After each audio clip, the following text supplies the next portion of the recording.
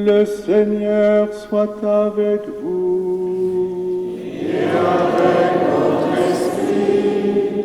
Évangile de Jésus-Christ selon saint Jean. Gloire à toi, Seigneur. Au chapitre 11e, je suis la résurrection et la vie. En ce temps-là, il y avait quelqu'un de malade, Lazare, de Béthanie, le village de Marie et de Marthe, sa sœur. Or, Marie était celle qui répandit du parfum sur le Seigneur et lui essuya les pieds avec ses cheveux. Et c'était son frère Lazare qui était malade.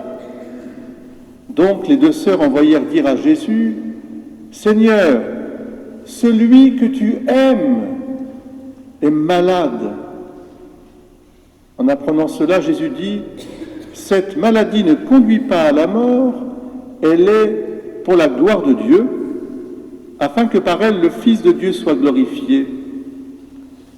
Jésus aimait Marthe et sa sœur, ainsi que Lazare. Quand il apprit que celui-ci était malade, il demeura 2 jours encore à l'endroit où il se trouvait.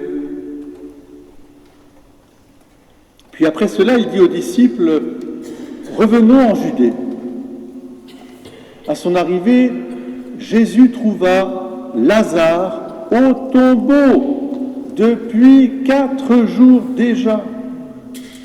Lorsque Marthe apprit l'arrivée de Jésus, elle partit à sa rencontre, tandis que Marie restait assise à la maison. Marthe dit à Jésus: Seigneur, si tu avais été ici, mon frère ne serait pas mort. Mais maintenant encore, je le sais, tout ce que tu demanderas à Dieu, Dieu te l'accordera. Jésus lui dit: ton frère ressuscitera. Marthe reprit: je sais qu'il ressuscitera à la résurrection au dernier jour.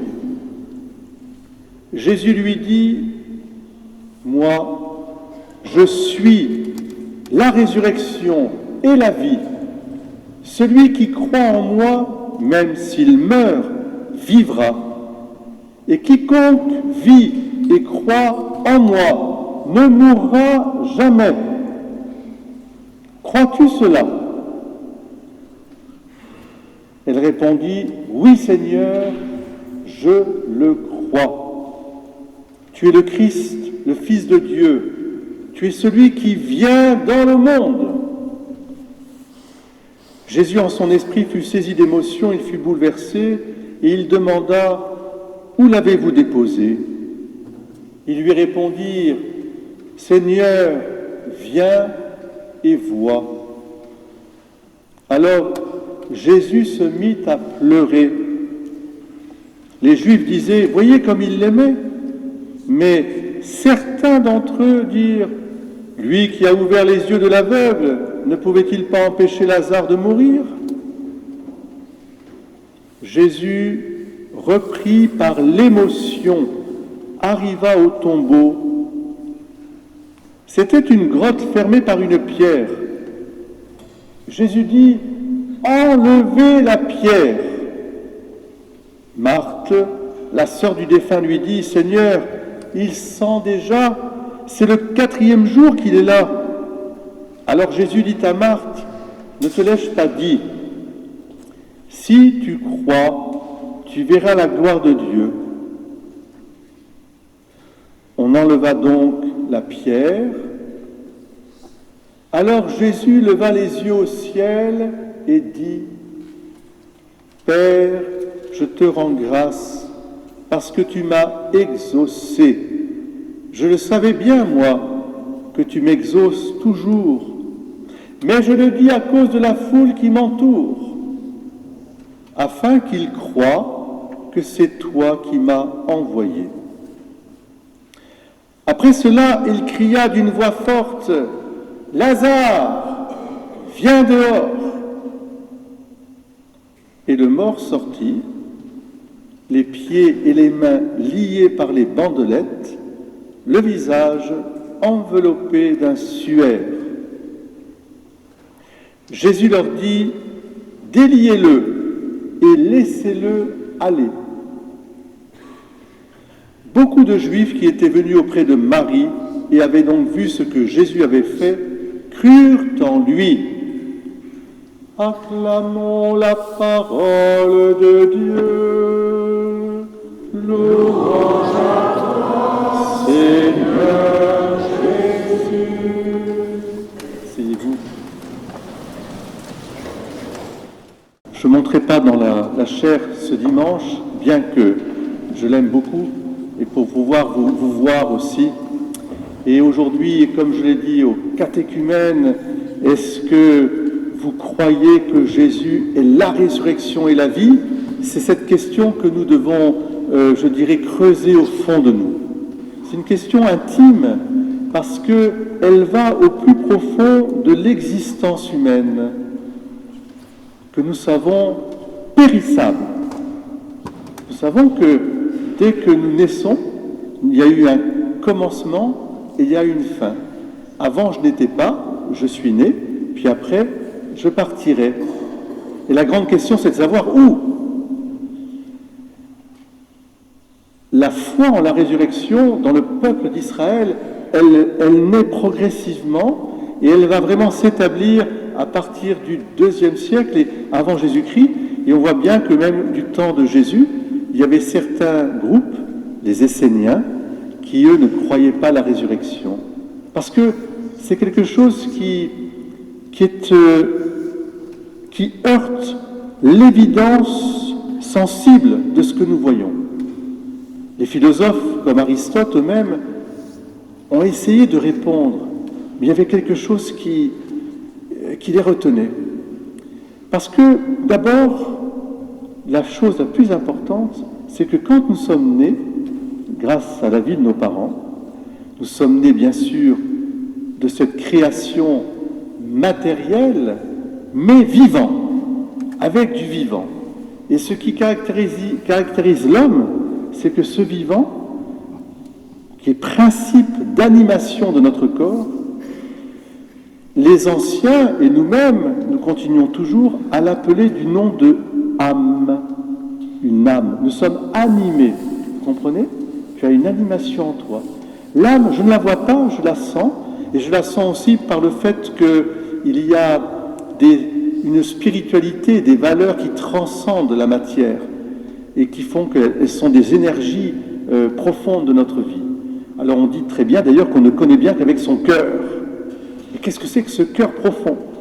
Alors l'âme, vous voyez, c'est un cadeau de Dieu pour le vivant humain que nous sommes. Dieu, à chaque être humain, il y a comme une parcelle déjà de son élan vital et créateur. C'est ce qu'on appelle cette âme qui vient en nous. C'est un cadeau de Dieu. Mais Dieu ne s'est pas contenté de ça. Donc le principe de la vie, ce sera l'âme. Et d'ailleurs, les anciens ont toujours pensé, et toutes les civilisations dignes de ce nom, qu'il y avait une immortalité en nous, et cette immortalité, ce n'est pas le corps, c'est l'âme. Vous comprenez? Donc cette âme, elle nous survit à nous-mêmes, ce qui faisait dire à certains, je crois aux forces de l'esprit, c'est-à-dire au fond à quelque chose qui nous subsiste après nous. Seulement, l'évidence, c'est que notre corps, eh bien, il tombe en terre parce que tu es né de cette terre et tu retournes en terre. Et précisément, Dieu, qui n'est pas l'auteur de la mort, parce que la mort est l'effet du péché, de cette corruption qui est en nous, de ce mal qui est en nous, eh bien, nous devions nous endormir en fait. Une fois que nous avions passé notre temps terrestre, nous endormir comme la Vierge Marie s'est endormie pour monter corps et âme avec son corps et les monter au ciel.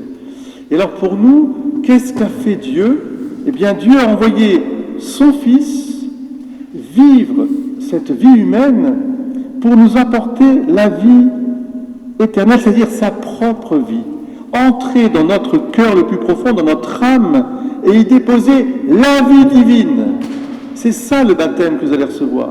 Vous allez recevoir la vie même de Dieu, qui est dans votre âme, comme qui va devenir le temple de Dieu, hein, et qui est comme le principe de cette vie éternelle. Crois-tu cela? Je suis la résurrection et la vie. Et comment Jésus s'y est pris? En épousant notre vie humaine. Dans l'évangile d'aujourd'hui, après celui de la Samaritaine, on a vu que Jésus avait soif, donne-moi à boire. On l'a vu vraiment pleinement humain. Ici, dans l'évangile de Lazare, nous voyons qu'il est à la fois humain. Regardez comme il pleure. Il est en colère même contre la mort. Dieu n'est pas l'auteur de la mort. Jamais, jamais, jamais, au grand Dieu, n'attribue à Dieu cela. Dieu n'est pas l'auteur du mal. Il pleure avec nous. Il est en colère.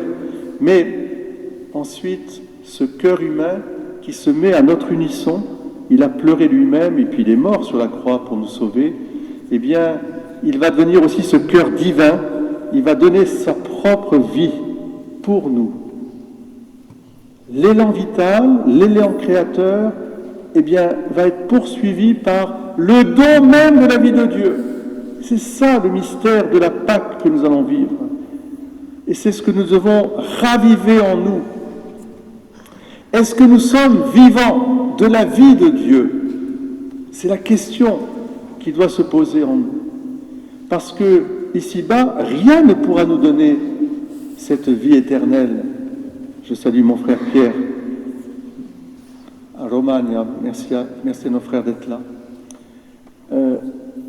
Et qui travaillent. Voilà. Rien ne pourra nous donner, c'est lui qui nous en fait le cadeau. C'est un cadeau. Mais parce que Dieu nous aime d'un amour infini. Ne doutons jamais de cela. Alors évidemment, celui qui croit en moi, même s'il meurt, vivra. Crois-tu cela? Jésus n'impose rien, mais il vient nous faire un cadeau. C'est un cadeau. C'est un présent. C'est une vie. Et le principe de la vie, vous savez, c'est l'amour. Vous voulez aimer, et vous comprenez bien que vous voulez tous aimer, nous voulons tous aimer et être aimés, eh bien nous comprenons que l'amour est éternel, ne peut pas s'arrêter. Vous les parents, avec les enfants, avec les grands-parents, les arrières maintenant aussi, hein, ça ne peut pas s'arrêter, c'est l'arbre de vie, vous comprenez? Sinon ça n'aurait pas de sens. Entre la disparition et puis l'arbre de vie. Ben, il faut prendre l'arbre de vie. Seulement, je reviens à mon petit philosophe Aristote. Lui, il croyait à l'immortalité de l'âme. Tous les grandes sagesses ont toujours cru à l'immortalité de l'âme. Mais comment est-ce que je peux être humain? Comment? Je suis un humain, je ne suis pas une âme qui se balade comme ça. C'est ça la résurrection.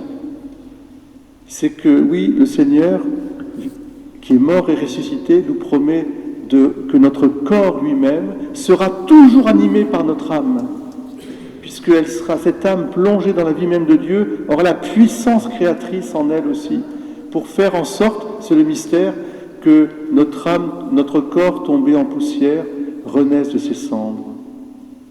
Comme Lazare est sorti du tombeau, parce que Lazare, c'était l'amoureux de Dieu, l'amoureux de Jésus. Il était l'ami de Jésus. Alors vous, les catéchumènes, est-ce que vous voulez être l'ami de Jésus pour toujours? L'amitié, vous savez, c'est un échange. On ne fait plus qu'un. C'est un échange. C'est merveilleux. Et il l'appelle l'ami. Lazare, mon ami. Vous voyez, c'est tellement beau ça. Et à chacune et chacun d'entre nous, mes frères et sœurs, vous êtes les Marthe, les Marie, les Lazare, nous sommes ensemble. Est-ce que nous sommes les amis de Jésus? J'en suis sûr. Mais il faut, je dirais, demander la grâce du commerce de l'amitié, de renouveler cette amitié. Alors, vous allez recevoir les scrutins maintenant. Nous, baptisés, nous avons deux choses à faire. Préparer notre âme à recevoir la grâce de Pâques. Et vous savez ce qu'on dit, il faut au moins recevoir une fois l'an le sacrement de réconciliation et de pénitence, c'est-à-dire nous purifier notre cœur. Rends-nous la joie d'être sauvés et mes lèvres rediront ta louange. Mets en nous, Seigneur, un cœur nouveau. C'est ça, en fait. Mets en nous, Seigneur, un cœur nouveau. Donc, faire ses Pâques, comme on dit. Et puis ensuite, louer le Seigneur, c'est-à-dire rentrer dans une amitié qui bannit la crainte et la peur. Il n'y a pas de peur avec Jésus, parce que tu es son ami. Et que ne craignez pas, dit-il. J'ai vaincu la mort pour vous, je suis le vivant. Vous aussi, vous êtes des vivants de cette vie, corps et âme. Vous êtes déjà des vivants. Vous êtes des citoyens du ciel. Seigneur, tu nous as fait pour toi. Maintenant, remplis chacune et chacun de mes frères et sœurs ici présents et ceux qui sont ensemble, qui vont soutenir les catéchumènes, remplis-les de cette vie éternelle. Tu as les paroles de la vie éternelle. Au nom du Père et du Fils et du Saint-Esprit. Amen. Alors Seigneur, je crois, augmente ma foi. Nous allons vivre ce moment incroyable avec nos catéchumènes.